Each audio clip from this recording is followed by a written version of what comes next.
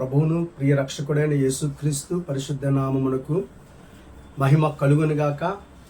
ప్రభువుతో ప్రతి ఉదయం అనే కార్యక్రమాన్ని చూస్తూ ఉన్న మీ అందరికీ ప్రేమపూర్వక వందనాలు తెలియజేసుకుంటూ ఉన్నాను.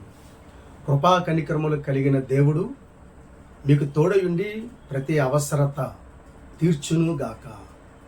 God bless you. దేవుని బిడ్డలారా, పరిశుద్ధ గ్రంథంలో నుండి కొన్ని మాటలు ఈ ఉదయకాల సమయంలో ధ్యానం చేద్దాం. దావీదు రాసినటువంటి కీర్తనలు 34వ కీర్తన 11వ వాక్యం చదువుకుందాం.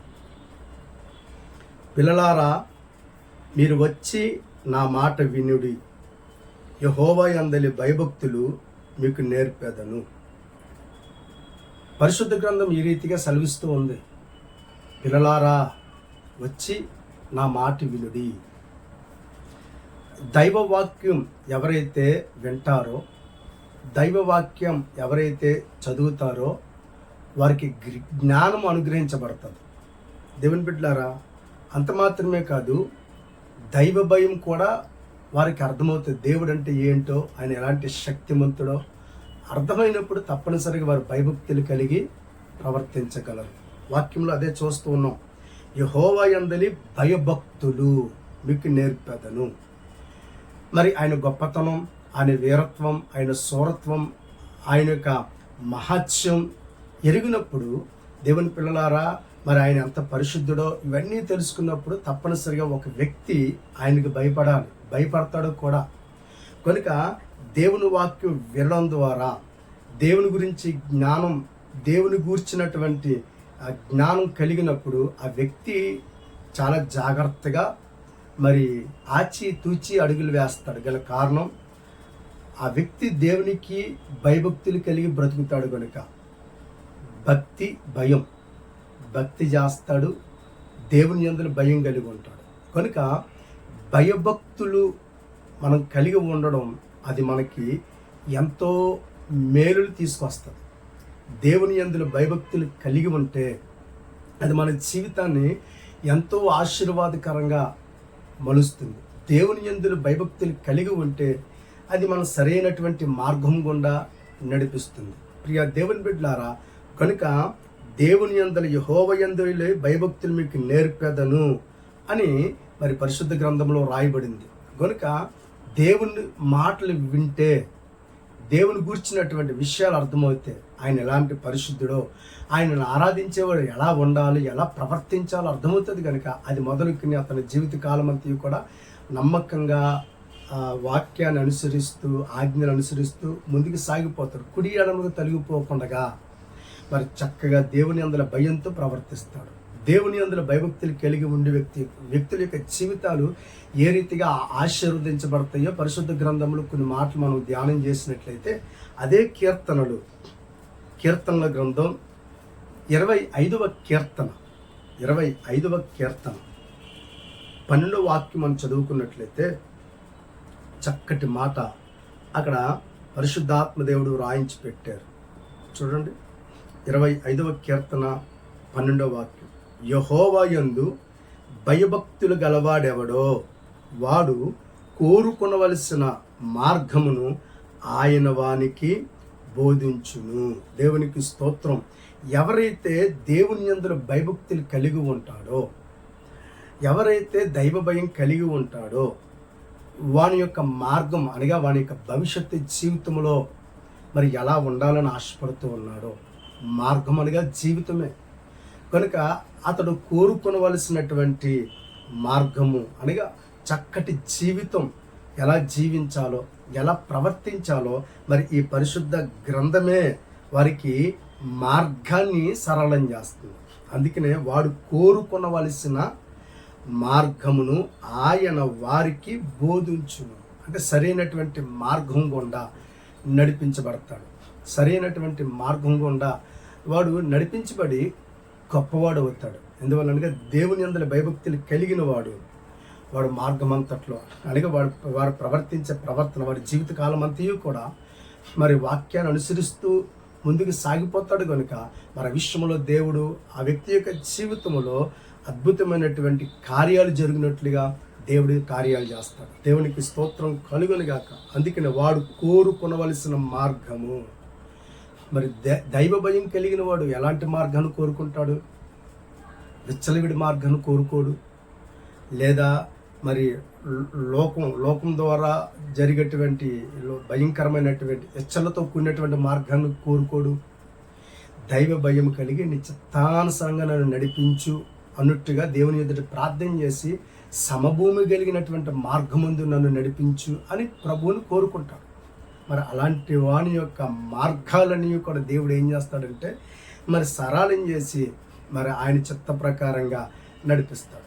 కనుక ఈ ఉదయకాల సమయంలో రకరకాల మార్గాలు ఈ భూమి మీద చూస్తున్నాం.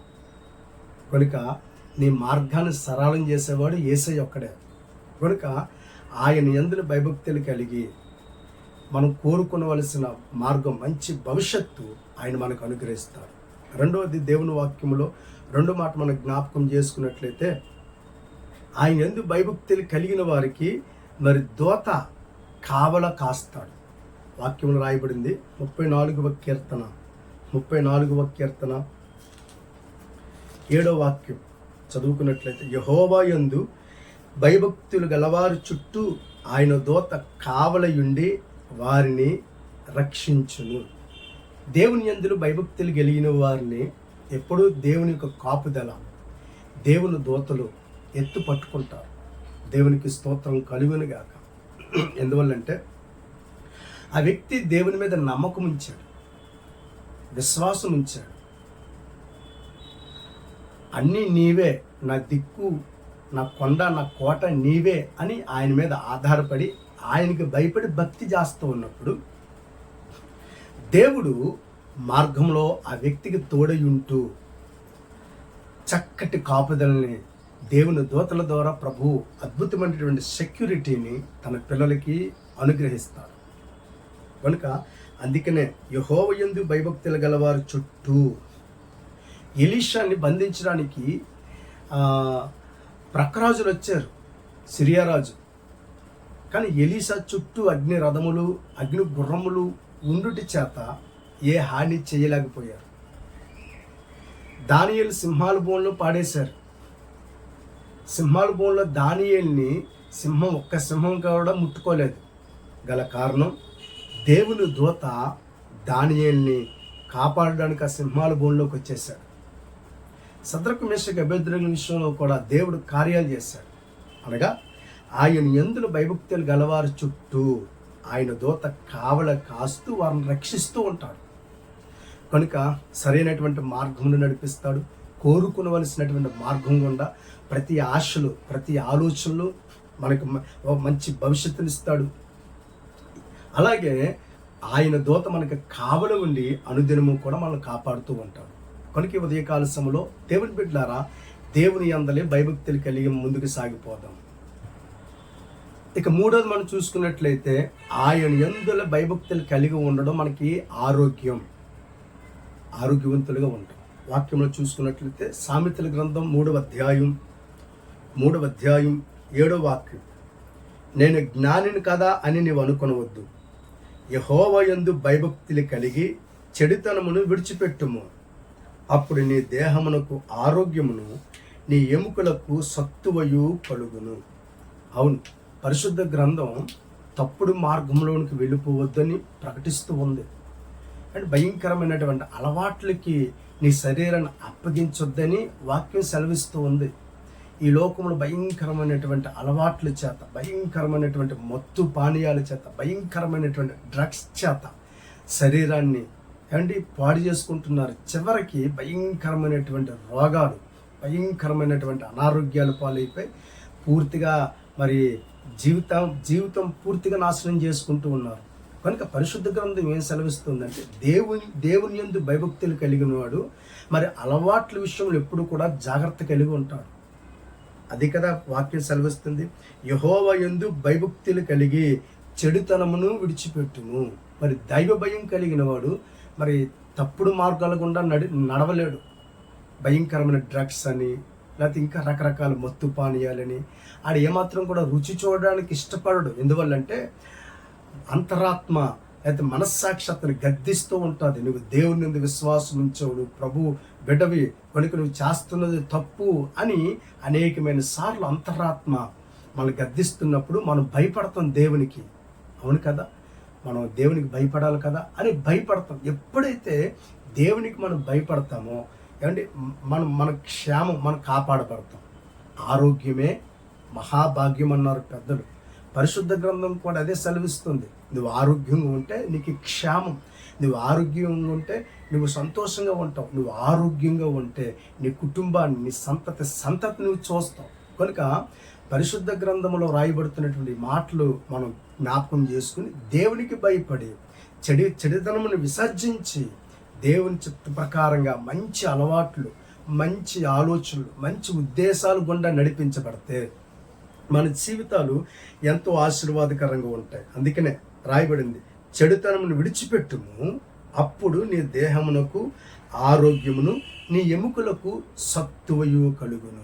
కనుక యెహోవాయందు భయభక్తులు కలిగిన వాని యొక్క జీవితంలో ఎప్పుడూ కూడా ఆరోగ్యం, సంతోషం, సమాధానం కలిగి ఉంటాడు. కనుక తప్పదాగి తిరగలేడు, ఎలా పడితే అలాగా ప్రవర్తించడు. కారణం దైవ భయం. కనుక దేవుని యందు భయభక్తులు కలిగి ఉంటే సరైనటువంటి మార్గం గుండా నడిపించబడతాడు. దేవుని యందు భయభక్తులు కలిగి ఉంటే దేవుని దూత అనుక్షణం ఆ వ్యక్తిని కాపాడుతూ ఉంటాడు. దేవుని యందు భయభక్తులు కలిగి ఉన్నవాడు ఎప్పుడు ఆరోగ్యకరంగానే ఉంటాడు. దేవునికి స్తోత్రం కలుగును గాక. 4వ మాట మనం చూసుకున్నట్లయితే 31వ కీర్తన 19వ వాక్యం చక్కటి మాట అక్కడ రాయబడింది. నీ యందు భయభక్తులు గలవారి నిమిత్తము నువ్వు దాచి ఉంచిన మేలు ఎంతో గొప్పది. హల్లెలూయా. దేవుని యందు భయభక్తులు కలిగిన వారి పట్ల దేవుడు గొప్ప మేలు చేస్తాడు. మనందరికీ తెలిసినటువంటి యవనస్తుడు యోసేపు దైవ భయం కలిగిన వాడు. కొన్ని దినాలు శ్రమలో అతడికి ఎదురైనప్పటికీ కూడా ఒకనొక దినాన ఆశ్చర్య రీతిలో దేవుడు బయటికి తీసుకుని వచ్చి ఐగుప్తి దేశానికి ఒక అద్భుతమైనటువంటి ప్రధానమంత్రిగా దేవుడు యోసేపును నిలవబెట్టినట్లుగా చూస్తూ ఉన్నాం. కారణం దేవుని యందు భయభక్తులు కలిగి ఉన్నాడు కనుక అతని నిమిత్తం దేవుడు మేలులు దాచిపెట్టాడు. ఎప్పుడు ఇవ్వాలో అప్పుడు అతనికి ఎప్పుడు ఏ వయసులో అతనికి ఇస్తే, ఏ వయసులో ఏ సమయంలో అతనికి ఇస్తే అది కరెక్ట్గా ఉంటుందో ప్రభువుకి తెలుసు. కనుక అదే సమయంలో దేవుడు యోసేపుకి అద్భుతమైనటువంటి మంత్రి పదవిని దేవుడు అనుగ్రహించాడు. కనుక అద్భుతమైన మేలుల చేత మరి యోసేపును మరి దేవుడు ఆశీర్వదించినట్లుగా చూస్తున్నాం. చీకొట్టి మరి గుంట్లో పాడేసిన అన్నలే మరలా యోసేపు దగ్గరికి వచ్చినట్లుగా దేవుడు చేశాడు. చూసారా దేవుని పిల్లలారా.